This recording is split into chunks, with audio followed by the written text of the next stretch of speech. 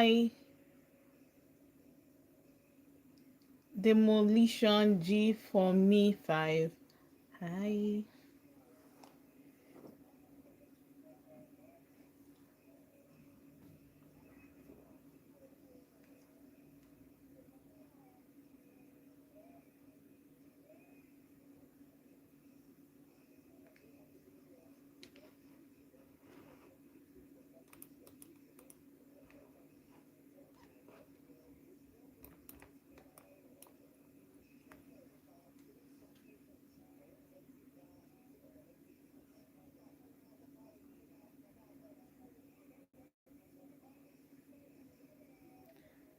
Oh, Demolition Games. Sorry.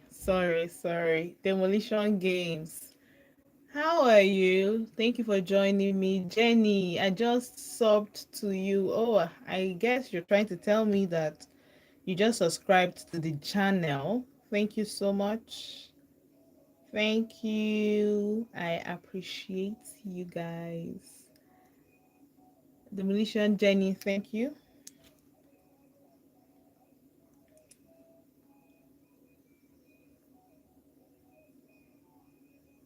Oh, thank you, Jenny. I just saw it. Thank you for subscribing to the channel. Demolition, do well to subscribe too. Thank you so much for subscribing. Thank you.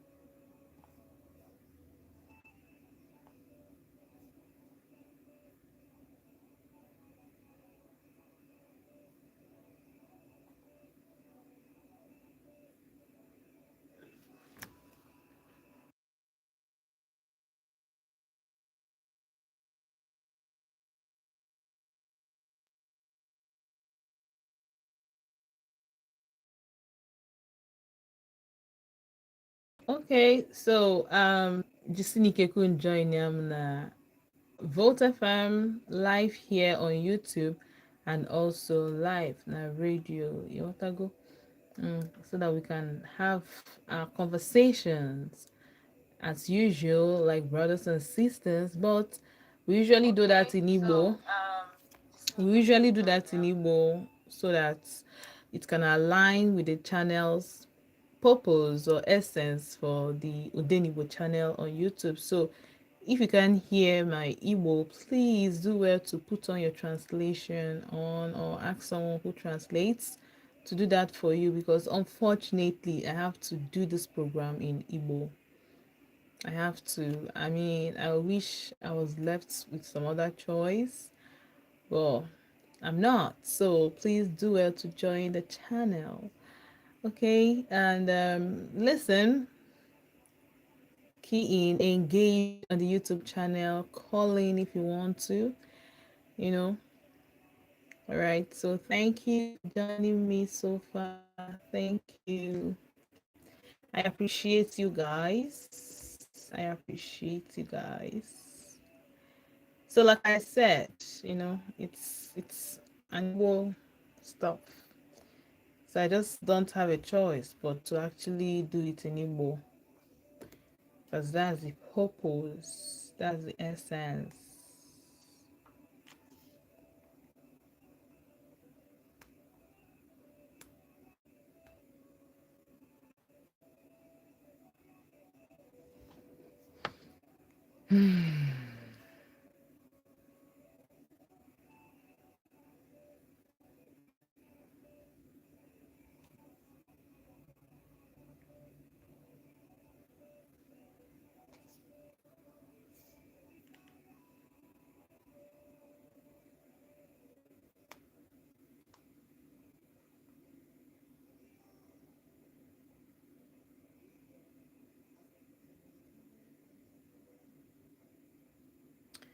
Oh, Dr. Frankie, I'm not live on Facebook. I'm not. It's just YouTube. I'm not live on Facebook. I don't have enough battery. I would have maybe joined live. So I'm just live here on YouTube.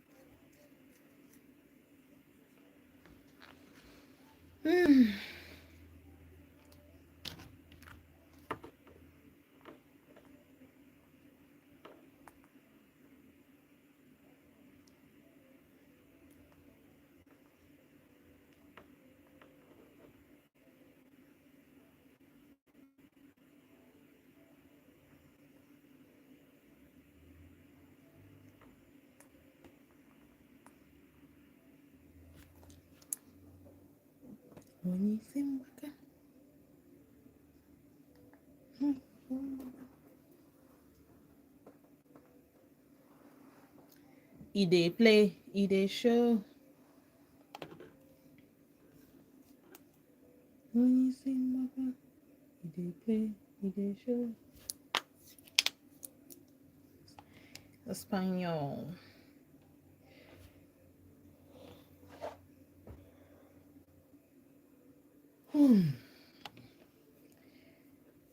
Thank you guys for joining. Dalo no.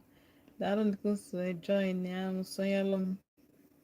Ka anyị na-agakwa ahụ maka na anyị ga-anọgide ebe a wee ruo 6. Ịghọtago? Anyị ga-anọgide ebe a otu a wee ruo 6 o'clock na mgbede a.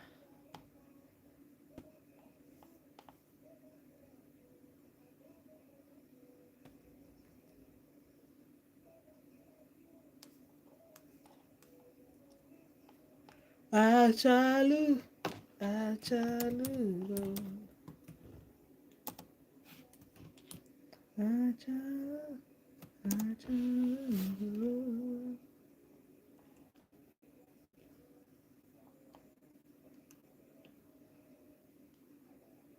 Barcelona announced on Wednesday they had signed Espanyol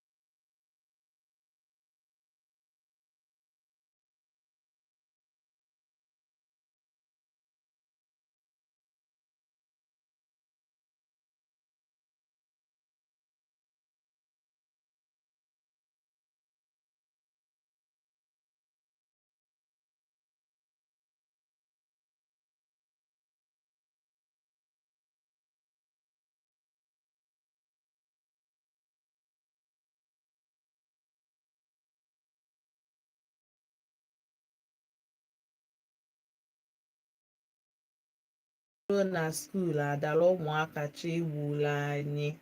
Eo, kịta ka m mara ife bụ nsogbu. O nwere vidio mfụ it's the children's competition. Because on bụ ihe nji ebu, because sometimes you change that need eme something, but then nwere a problem.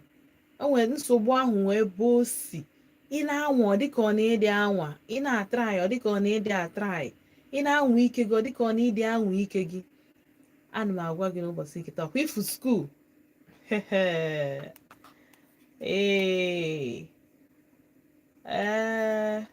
O nwere vidio mfọ, so eme competition, ịghọtago, si ụmụaka ha bịa gbaa egwu, dancing competition. You will not believe ihe anya m fụ. Nkọwalụ gị ịma nghọta ya. Hey, nna ya ọ fịakwara m alụ n'ọnụ, gbata ya ekwunye ya, because na ndị na-esokwenye bụ ife bụ parents. Some parents sha. Some parents sha o. Some parents do. Some parents bụ nnọọ ha dem every morning ha tetọrọ pịagoro ha 24 strokes of cane. The pain will go around for the day. Ọ ga-adị enough for the day na remind ha na ha nwere ụmụaka na o nwere ife kwesịrị iji anya ha na-afụ gba nkịtị. So ụmụaka anụ akịta asị ha bịa gbaa egwu. I think I had ebe 5 or 6 children. Mana ndị nke take note bụ 2 young girls. Ihe na-agwa gị ụmụaka, sọkwa m young girls, 2 children. Hey, hey. Ọkwụba nke unu akpọ twerking n'ime school premises o party school. Ọkwụba nke unu akpọ twerking ụmụaka ya nke ọ ya wee bend ya idowe iru gị, hey, bend ụkwụ obere nwa. Then nke ọzọ mmadụ afọ na anị we. Fact, ma ha eji nwanụ mkpu ihe mfu na ya bụ video. Then guess what? Parents na video. Video onye nke na video capture 3 other parents na video. Instead of ịkwụsị the music or the song ozugbo, si ụmụaka na-ama ntororeti dị egwu or something, find a way make sure na ụmụaka a participate na that dancing competition. Mana egwu go pa on ife ebe a na-ehele ụmụaka ka ụmụaka win visa. Ikere gbabie into 2 maka na ọ na-twerk, like if you twerk a ọ twerk ya wee fụ iluzuo control ka obere nwa na-twerk na school party.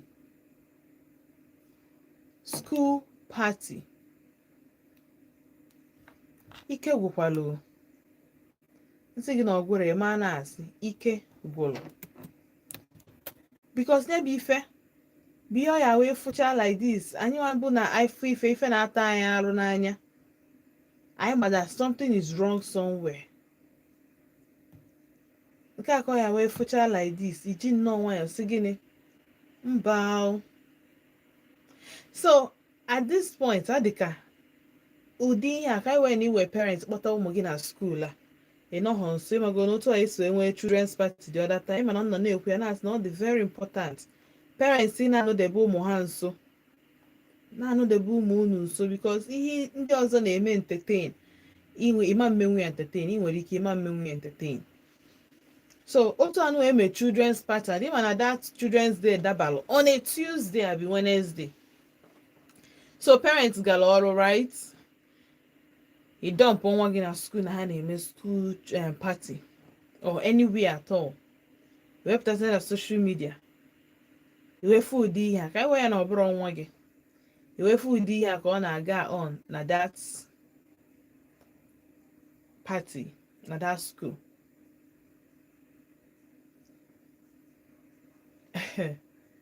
Ebe ụmụaka na-etwerk ya ha bend edowe mmadụ ike n'ọnụ, ama m nọ n'iru ka ọ n'ọnụ wee na-etwerk ya bụ ihe. Nke ọzọ mmadụ afọ na dinela na wee na-etwerk nke mara na romance the ground, ukwu ya na-esheki na ụmụaka na-erube adịm sure na ha erube 15 years.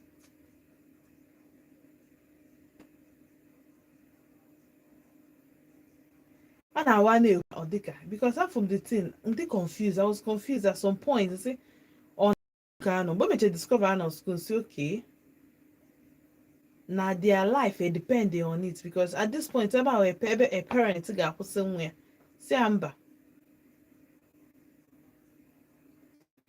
but ọ bụ na nwa gị anya ruru gị na nwa gị mụtawa ụdị egwu ikwesịrị ịma nwa gị mụtawa ụdị egwu a dị anya ikwesịrị ịma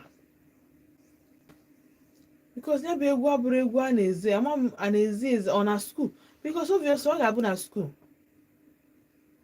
ịdị sure na ịdị akpọ ụmụ egwu awantila na be gị a na-akpọgodu dị egwu na efunube nwa gị ebe a na-agbụ ọbụrụ ngwa na-amụziri nwa gị such dancing step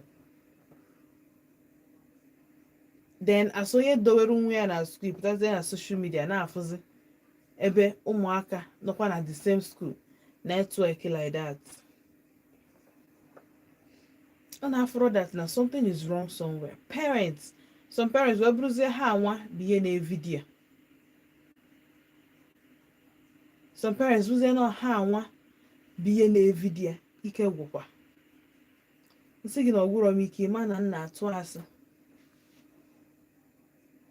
because how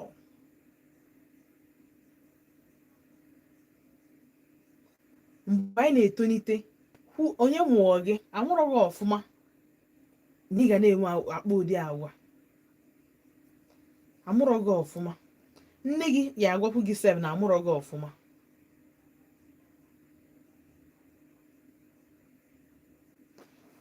so at this point ife anyị na-ajụzi bụ because the society this time around anyị adịghị ayọzi society this time around achọghịzị m ka anyị na-ayọ society ofu onye azụrụ nwa ofu onye azụ ha ọnwa society mere accept or no mere accept at this point I think na anyị kwesịrị idupụtazi ụmụaka anyị from that place ihe dịka school a withdraw nwa gị from the school change ya school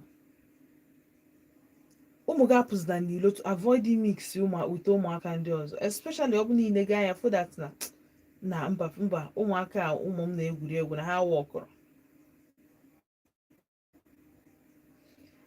at this point nweta a help ya na-enyelu gị aka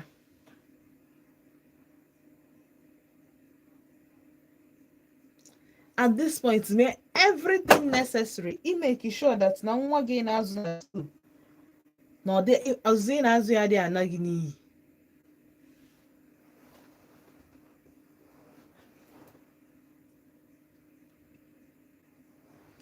at this point nyere ezinụlọ gị aka nyelu family gị aka ọ dị very important ọ dị very very important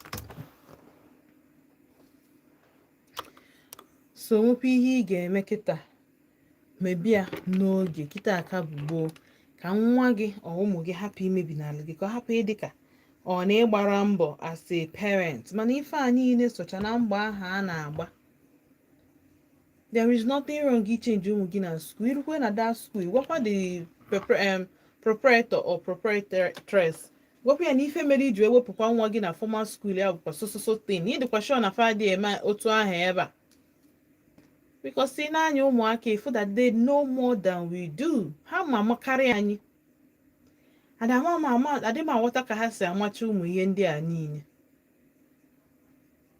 amara m ka ha si amata those things so otu a dị society o gosipụtago that na gịnị na ebe ọ bụ na ndị a chọrọ inyere onwe ha aka ka anyị nyerewazie ha achọghị inyere anyị onwe ha aka right nyerewazie ezinụlọ gị aka nyerewazie onwe gị aka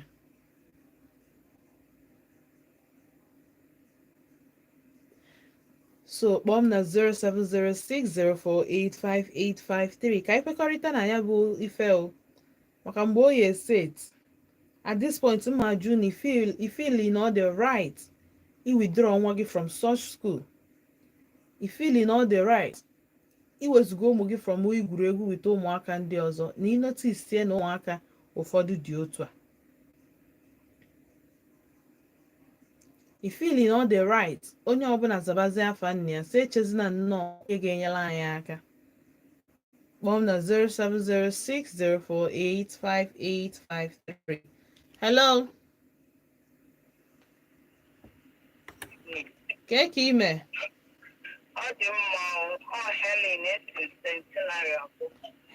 Helen kekwa na otekwa.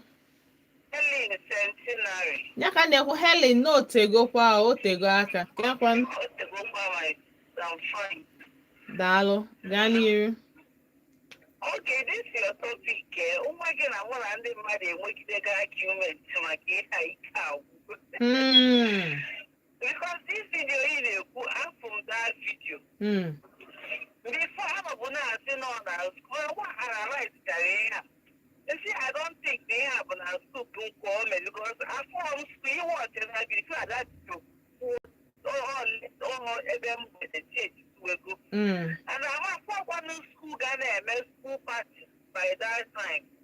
Well, that one I said, oh, we kill it possible, I don't know. And they can, he made a bogey school or government. To me, I don't think it's right. Because one, our school could see how to dance to be one. See, let me tell you what, I'm a mother for 100% good on my book, a good mother. But somebody now for what women are raising now, I pity for this generation, I'm telling you. So, why if Romans are not, but one of my school can have what I am. And then secondly, their mothers were there hiding them in the video. So which means their mother is aware no one had about the world. It's just like my kids don't even know how to dance. So then just a child who can ask their book. And second and thirdly, one woman has for Hannah, but their parents are their house. So even I say for me that I would their parents and I would, my parents had a good apple. I wait maybe phone or every hand I would because every if Romans and Napoleon today. Only a Kevin down in Chinio, you know now, let's shave you for up to take a would you want to go and their parents are fully aware. So where do you have a school that thing?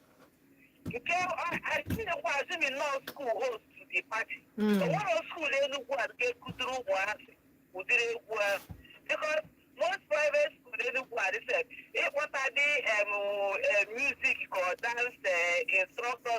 They could do like graduation.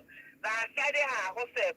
Or for the professional coach, he could do the well or the other possible. He a woman from their house, and their parents is aware.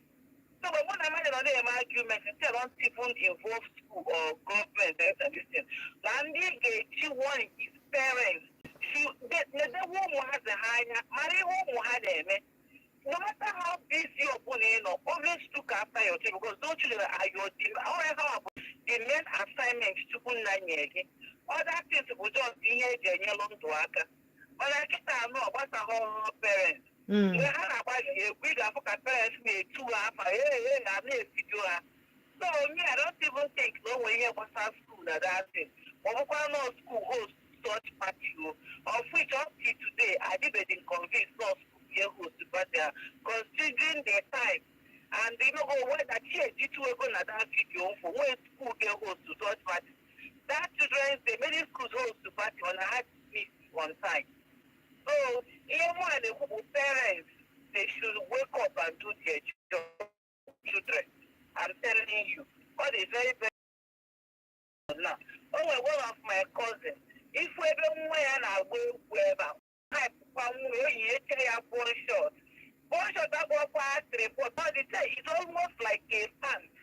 Go there, you wear one now. Or now go there 2 years for it. Now what it's in our status. You still look at what the mother is raising. So, Malamwa, what's up? I'm way up on our zone where pussy like a one hour had mommy. So, we are going to zone when I is a going to fine, is a one cake fine. That's just my own. Well done, no. Daalụ sọ. Daalụ Helen. Alright, cheta na this program or this topic today bụ for ndị chọrọ iwepụta ụmụ ha gụpụta ha agụpụta from the mix of these other children. Yes, because I ma that a lot of parents na-eme ụmụ ha allow ka ha gbaa ụdị egwu a ma ọ gbaa ụdị omume a ma ọ kpaa ụdị agwa. But anọ m here for ndị chọrọ ịgụpụta ụmụ ha from the children because ụmụazị a ga-amụziere ụmụazị gị ka esi agba egwu ị ga na ome gị. Hello. Hello, Auntie Chinazo. Good evening. Ka ime? Good evening. Nnọọ ka afọ gị na ebe isi akpọ m. Eze nwata esi Maryland na-akpọ. Eze nwata nnọọ. Auntie Chinazo, kwa izuru egwu ahụ ụmụaka ahụ. Ihe ahụ ị hụrụ m hụrụ. Last 3 days. Ọ gbara m ụra for 2 days. Ncheta ya na-eji ebe a na-agaji ụwa nke ọyikwu ụwa ka anọ. Ụmụaka ahụ dị n'ọtụrụtụrụ onwe nke matụ n'ala na-agba ugwu. Onwe obere nke kwụ n'iru na-agba onwe dụwa na-agba n'ọsị ihe ahụ ha na-eme ebe a adị na o nwere ndị okenye ndị mụ ha n'okirikiri na-ekiri egwu a na-akụrụ ha aka. Ịgbalịkwara ọ na-enyekwa m kọnsaịn o wee mebikwa. Mebigokwa. Agwekwa m ụdị ha ahụ. Ada akụziziri mmadụ ihe ndị okenye ọnwụ na skuul ahụ ka a na-akụje ihe ahụ onye dipendent ndị na-akụzi ebe ahụ kụziere egwu ahụ ka ha wee gbaa fest gbaa sekọnd win ego ihe niile wuzi ego win something ụmụaka ụmụ nwanyị na-eme ọpụ the whole ụwa niile apụtara ihe eji ezu ihe ezowu ka ọ dị ugwu a na-emebichi ihe niile kịta iwe chukwu kọrọ anyị adịkwala ka ndị ahụ ndị ji okpukere ahịa nne biko jisi thank you. Daalụ sọ daalụ. Alright, and if that video you get water that now these children were doing too much or the most ha nọ na-agba nsị gị. Hello. Good evening. Mgbede ọma ka afọ gị na ebe isi akpọ m.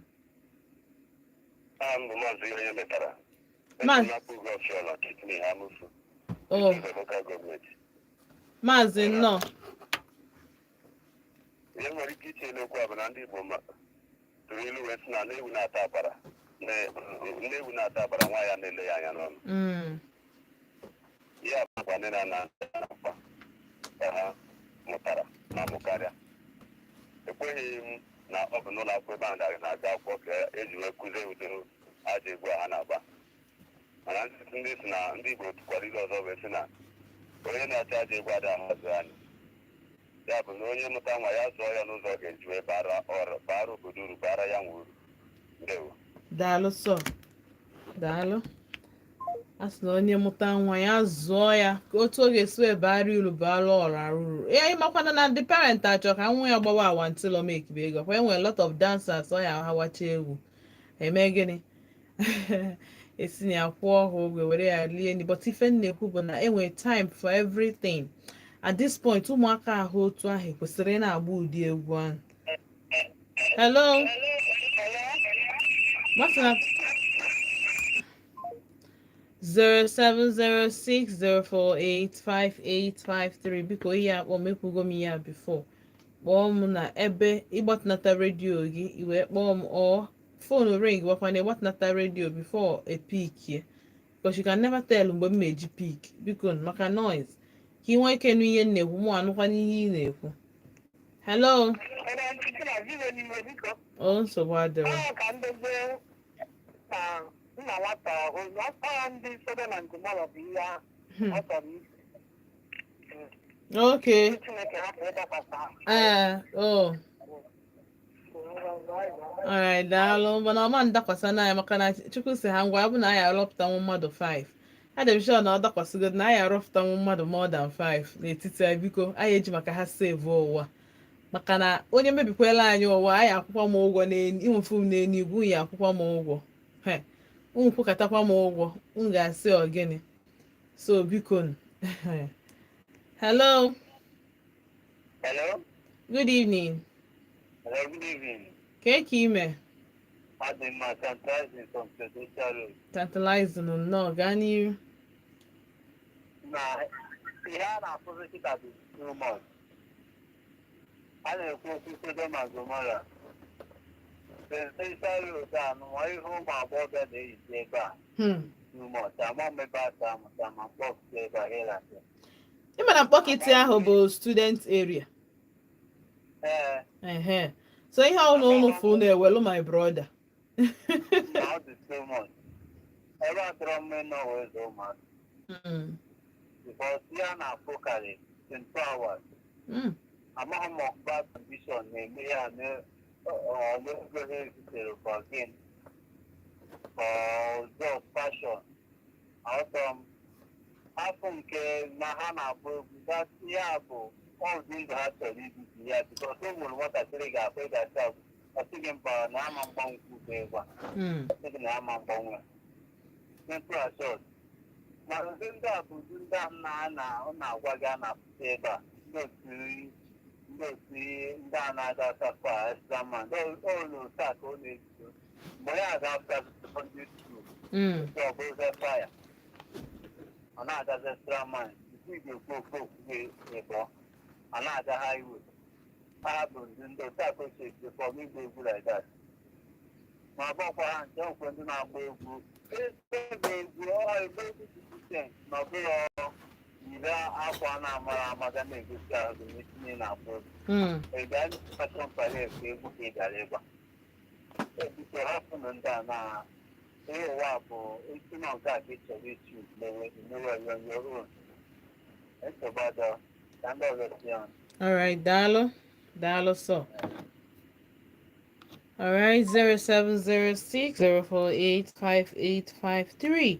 Ajụjụ m taa wee bụrụ ọkwa odugo time anyị ga-eji sepụtabazi ụmụ anyị from this kind of ụmụaka ndị ọzọ bụrụzi mgbe ka a try. I believe na time ahụ erugo because anyị ekwuketaghị ike okwu akwụgo mmadụ. Hello. Hello. Good evening. Good evening. Nwaanyị ọma. Ka ime? Adị m mma nwaanyị ọma. Topic nọ na-adịkwa mma ọfụma.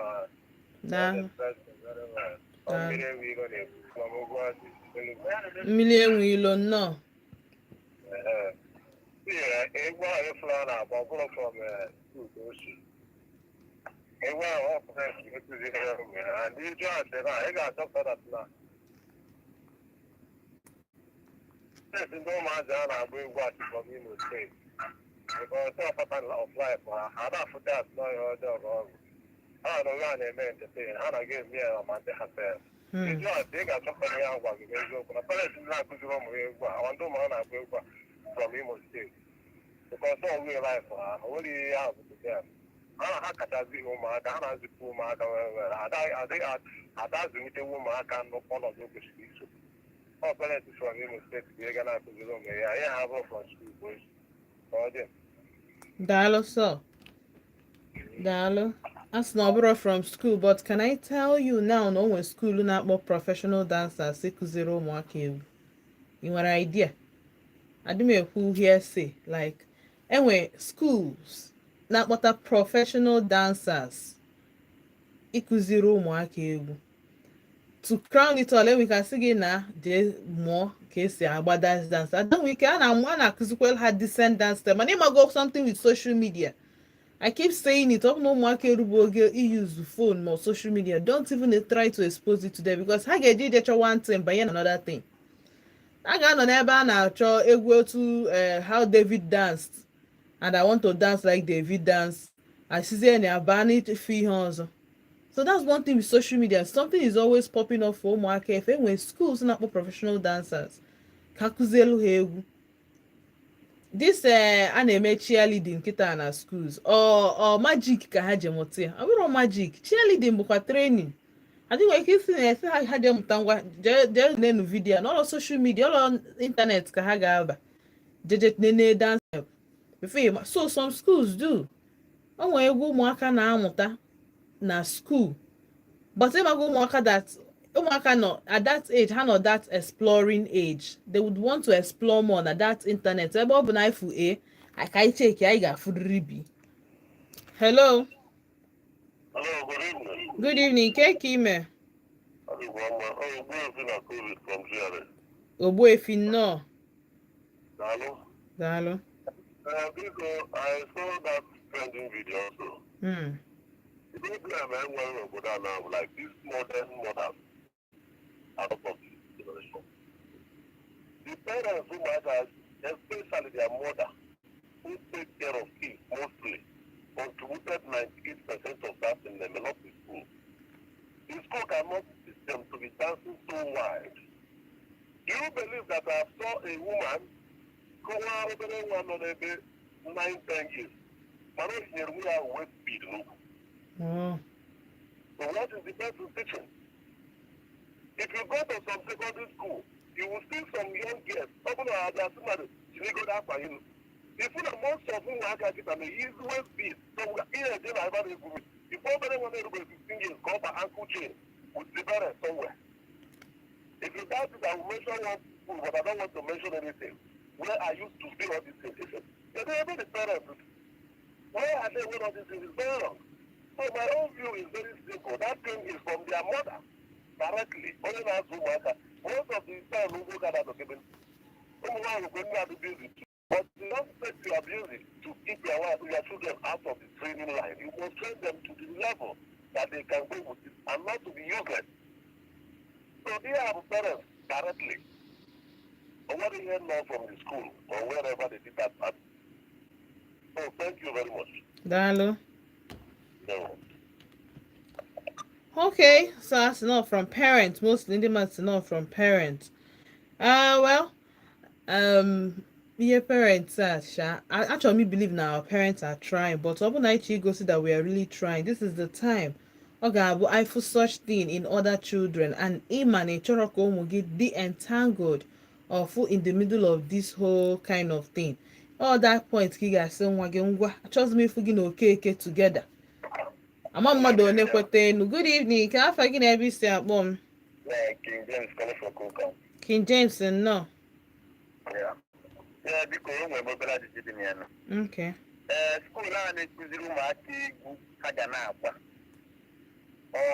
Ntoro dị na school ka ọ gịnịzi? A na-enwe cultural day. Kwa na-enwezi cultural day kịta. Ihe onwe ya ka na-ajụ onye a niile ọ bụ ihe kwesịrị ekwesị ka a na-eme na school because if I'm to say during my own period onwe ya na kwenta house sport. You have many things to play, rules to play. Understand? Ọ bụrụ ife nwatakịrị na-erubeghị ogo ime ife mmadụ na-atụrụ anyị ya. Their parents, they are still even they are learning from their parents and their parents are na-ekuzi ife na-ekwesịrị. Like in my place I'm at now, ebe nnọkịta now. This woman anyị na ha bifo. His life is too much and the husband is not care and it's very wrong. Obìnrin nwatakịrị ịnọkọta izire mọtọ close to akwa ịma isi alụ etoro ụtọ gbara alụ ntọrọ. Ọ nọkọta ị na-emezi obere oge na-eburu m fonu mpiri ya ọ na-atịgharị up and down. All those things their mother is like they don't even have to take care of their children. Understand? They are learning from their parents and the principal is their woman. Their woman cause all those things. There's no need in that school zero mark what I did not malozing. You know, even that school has had a message with they stop it. They're supposed to stop all that rubbish. Understand? That is all the problem of this case. Okay, the people zero what I carry so much. If I am malu, it's a full matter malu 10 years. Or when you're not here, when your mother is here and they are looking for your mother, you are left for your mother. So if it's your mother, I get message or put it Ugama. If you are was there. So what are for school kudu ma de before stop that thing. What would you go to kudu ma but put it in make any kudu ma. Thank you. Dalo so. Yes, so whether or not from school or parents, ife mma bụ na ọ bụrụ ife niile ka ekwesịghị na-akụziri ụmụaka. Ọ bụrụ ihe niile ifuru nwa gị na wata how fantastic nwa gị dị in dancing. And it is too happy or surprised. Oh, nwa m na-eshe ekiri arụ mụ nwa makwa eshe. Ụmụ ụfọdụ parents bụ na because na m eme nwere nwa m eme na ọ dị ka ha fee dịka ọ na o nwere onye mara agba egwu na this family. Ọnya bụ ife anyị ka ọnya bụ ife anyị na-ekwu. Ọ ihe o kwesịrị ịbụ because you don't do it nwa gị na-eme ya na ọ ezigbo ihe. Asọrọkwa m nwa ga-agba n'egwu but a na-ekwu na onwe age oge eru she can now dance the way she wants, at least university level or even senior secondary class. From that point no problem. But if from primary school wee ruo that point where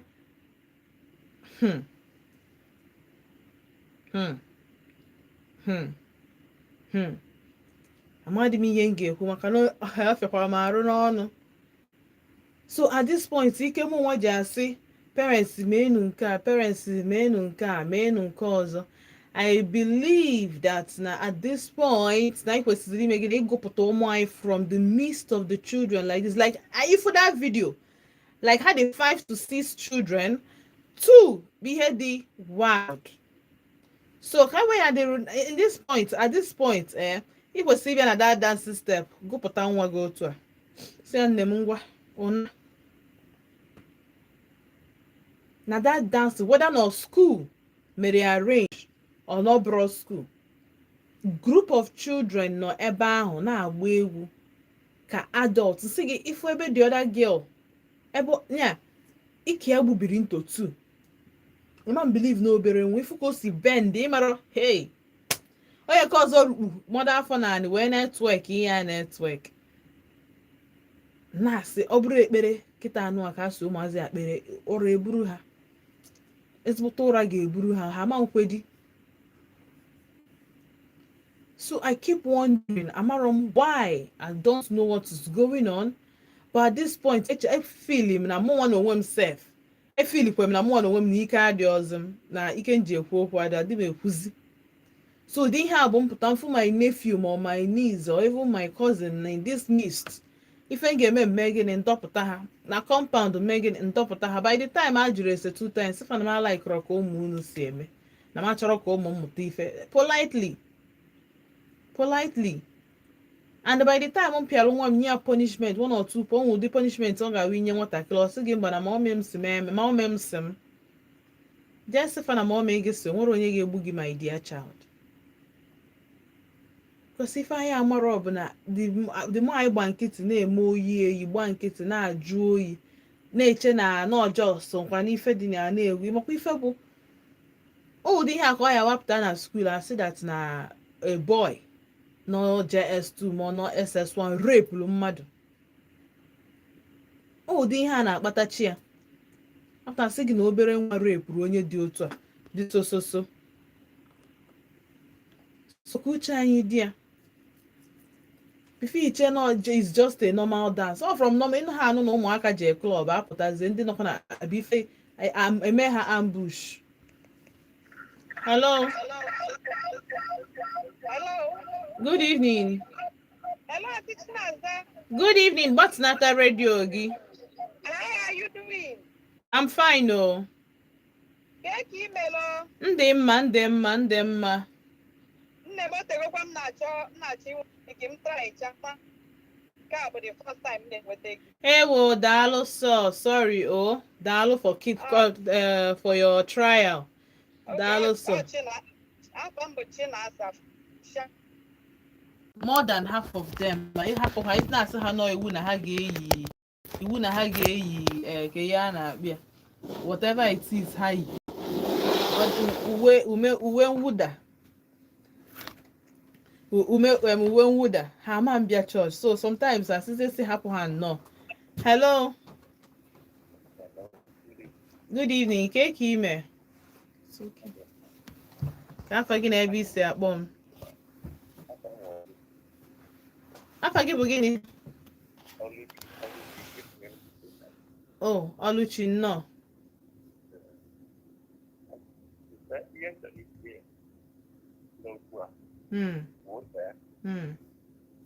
Parents ụmụaka a na-ebere ya anya ọfụma and skul ọbụla na-akụziri ụmụaka egwu a asọpụ ya ọdịrọ mma asọpụ ya ọdịrọ mma kama uru ihe a ga-amụ ịkụziri ụmụaka egwu Jizọs parents ihe a ga-amụ ịkụziri ụmụaka egwu Jizọs a na-akụzi ụmụaka ka esi ekpe ekpere ka esi agba egwu Jizọs ka esi abụ abụ ọwụrụ ụmụaka gị ka na-agba egwu na-adịrọ mma sọpọtụ ha ga-aga n'ihu na-aga azụ ọ dịrọ mma ọ na-esi sometimes ọ na-esi some parents na-aga okay sometimes ọ na-esi some parents n'aka sometimes ọ na-esi school n'aka ewe school na-akpọta dansa ndị dansa akụzite ụmụaka ozi a na-agba egwu which is not supposed and the short skate a na-eji eji ụmụaka ọ dịrọ mma short skate a na-eji eji ụmụaka ọ dịrọ mma in that case egwu ha chọta yi ụmụaka kụziere ha egwu mara mma egwu si n'anya Chineke egwu Chineke ụmụazụ esoro isi egwu Chineke wee na-eto ebe akụzi ihe dị egwu a echi niile kịta na pere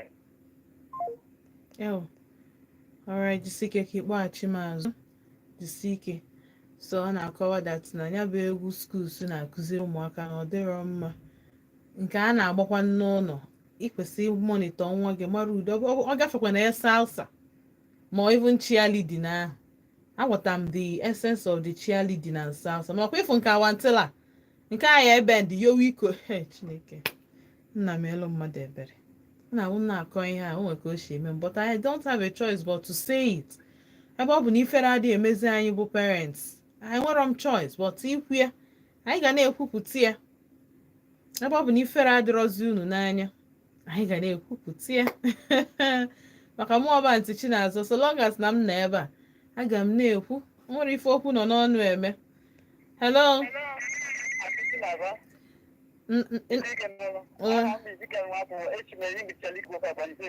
ịkpọchielu m azụ gaa n'iru okay MP na-agagharị na-agba egwu awantelo mgbe m na-arụbụ neighborhood watch police m na-ejide ọba mana akịta ha karịgo aka etinye ndị ga na-ejide ndị a na-agba egwu na merot ka etinye ọha ka etinye mmanụ ka a na-anwụdo ọba ọbụma na-aga etu na-anwụdo ọba daalụ sọ alright well ndị na-agba egwu n'ụzọ of course o nwere ụmụazị ya na-agafe n'ụzọ so enwere a lot of things ekwesịrị ime ọ bụrụ Jisọs a lot of things but ihe na-ekwuzi right now bụ na ebe ọ bụ na some certain things amape nwaanyị omume is it not better iji aka anyị nnọọ gụpụta ka m ma ekwu ya kasi ịkpọpụta inwe ike ịchọ ịkpọpụta obere nwe na-adọrọ ya adọrọ ngụpụta gụrụ ya like this gụpụ ya na the mist because ife nke a ọ karị ọ dị too much I can't even imagine my child like that video I'm blown away the talent dị na that dance makwa ihe ọ bụ ibend down network ike ga-egbewa into two then onye nke ọzọ na chitu ofu okwu chinio obere ụmụaka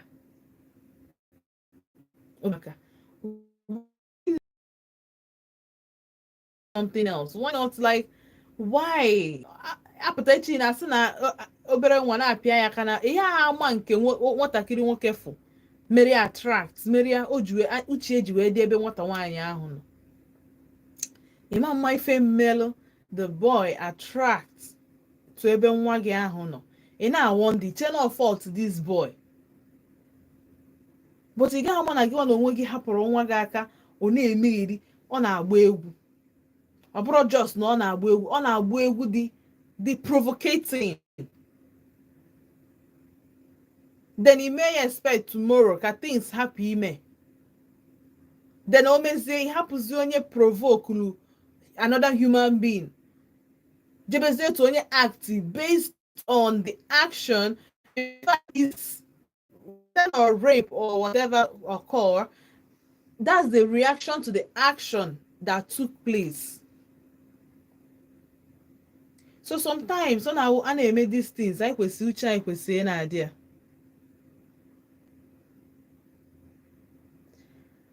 I kwesịrị uche anyị kwesịrị na-adị ya. Anọ m live on YouTube. Oh.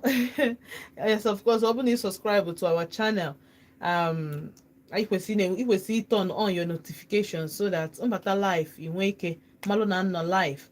So I'm live on YouTube channel. I'm not live. I'm not live every day. So in case, just came along. And I'm live on YouTube. ODENIGBO, vote ODENIGBO on YouTube. And Dr. Frank from Ifi Delo Mason.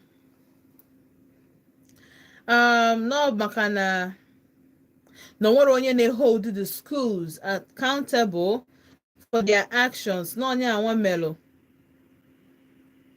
Ihe na-eme and besides na many parents fail to go as parents na ha nwa bụ ndị na-indulge their children na some of these acts true ọbụrụ asị then isi na many parents dịkwa busy na-agba mbọ of okay they are forming na ha na form busy because you can't be too busy for your kids go thereby ignoring to imbibe the norms and morals n'ime ụmụaka ha. Amy, we are parents aware it's a suable offense. Yes, all the very suable because all the provocating. It's a suable offense. So parents they are aware because parents know they are not taking video. All video had taken when I drive on social media. And then after from Nkaiji no well other parents never hello Mohana say, hey, on one ụfọdụ na-apụtakwa na-esekwa videos na-eteki video nwere ife mega ụmụ ga na-emebi a na-ana n'iyi echi niile ịnụ na-emelụ nke a echi niile ịnụ na-emelụ nke ọzọ enwe ike ọ bụ na that child onye nwoke na ya bi na abụrọ mpịa echi niile asị na-erepu echi niile asị na molest echi niile asị na-egbuo mma echi niile asị na-eme nka. Let's be careful with our kids. This generation amamihe generation na turn into, and as parents ọ bụ na ya dịrọ careful careful. My happiness is that whatever mkpụrụ ịkọ na ụmụ gị they will come back to you. Ọbụrụ be m ka ha ya anachieta ọbụrụ be Aunty Chinazụ ọbụrụ be ndị Vote FM ịma na nna shout iche na o nwere another na o nwere ife na o nwere ka nsi na o nwere ihe na-erite ya. The only uru merite ya is that my own kids abịa in this generation exist here and I want the society to be very safe and suitable for them. Achọrọ m society ebe mma zụcha nwa n'ụlọ try my best pụtazie n'ilo nwa ma na-ana n'iyi because na send ya to school or because na si ya jeelu m afịa jee gote m something or because na si ya gaa church. I'm one person na man hesitate ịgwa gị that na your children adịrọ good for my children. Take it the way you want to. But okwu ka anyị ga-ese ọ ka alụm mma at least ụmụ m ewere ụjọ that na mụ na onye a na mma ya adịrọ na mma tụọ ụmụ gị ụjọ. Because at this point amụrụ m ihe ọzọ anyị ga-ekwu amụrụ m how else m ga-esi wee pịọ na ọ dị nnọọ ka a na-ekwu ọzọ a na-eme. So ọ dị very important. Stop provoking these young boys. I bụ na ị nwere girl child n'ụlọ be careful. These things, whether it is from the house or from the school or from the church, as a parent, as a mother, it is your duty if find out if nwa gị na-eme. As a father, it's your duty make sure that now these children na end up well. Na ha prapo. No if fa jimake we po ka ha me no. I chose him that excuse of no school ka ha no mutia or no na nke neighbor or no. As a parent, it's your responsibility in making sure that these children come out well. Abroad the duty of the teacher. Abroad the duty of the church teacher, the school teacher, or your neighbor, or on the non as streets. Yes, but at the end of the day, mugina nurugo. That's why a teacher go do mwaki duru habia na nke parents say nekwe nwa gime. Na-eti mi ihe agbazi na ọgụ nwa. Anọz na ọgọdị na ịchọ ịgwa that woman something anọ na n'iru nwa gị condemn or more balia more jụọ ya ajụjụ si nwa gị anya zuzuru ba inside na ọ na-eme ya erika. Then ịkpọ the parent ọ bụrụ na ị chọrọ ka o tie ya isi ya biko mbọchị ọzọ na nwa m dị asthmatic ọ na nwa m dị nke a na nothing nọ n'iru the child gwa okenye correctịrị nwa gị maka ihe ọjọọ okwu. So ebe a ka m ga-abịa na njedebe n'ụbọchị nke taa si biko ka anyị dị careful ihe ụmụ anyị na-emix themselves up with. Kpọpụta fana ọ bụgodo na party there is nothing wrong with nwa gị. Nwere nothing wrong with nwa gị ije party, absolutely nothing. But ụdị party nwa gị jezi, it's your own responsibility make sure coordinate nwa gị, make sure that na gị na onwe gị ma ụdị party nwa gị na-aga ọga. In fact nwa gị na-aga before ọga sef mara ụdị party ọ mara activities a ga-eme na the party. It's more important to you than it is to the child. Because at the end of the day ụmụaka ato ha ma parents zụ ha ọfụma na nke a zụrụ ha ụmụmanụ ga na-emu na-eche ha ma echi na ha ba body school asị gị my mom she exposes me to everything, she doesn't care. Nwa ga na-asị gị that you as a mother or a father does not care. Kechi nebụrụ ụbọchị ọzọ mụ na unu ga-anọ na Volt 104.3 FM afa mba ntị Chinazọ. Ebe a bụ Odenigbo ebe anyị na-awụsa arụ akpa nkata ka ụmụaka. I'm very provoked today because ọ na-awa anyị na-ekwu ihe ọ dịka ama m onye anyị na-atụpụrụ that responsibility to, but nsogbu adịrọ. Onye mara asụ sụọ n'ikwu, onye amaghị asụ sụọ naanị. Oriri amụ ebu na-eji ibi ụgwọ, agbacha ọsọ agụọ mile, agbacha egwu ọ naanị ukwu. Ebe a ka m ga-asị unu ke the next song ga-abịa bụ nta ego ka anyị na-achụkwa ya bụ ego make sure na ụmụ gị ma gịnị na ịkpakọrọ ha ọnụ dọọ ha aka na ntị maka adịghị ama amaba ama. Ndewo.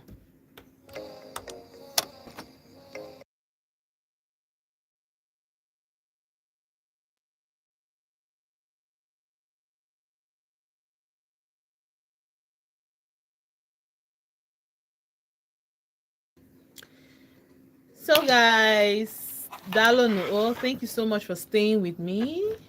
It's been 1 hour 23 minutes 30 seconds right. Nasin Kemasia Coordinachi Dewo.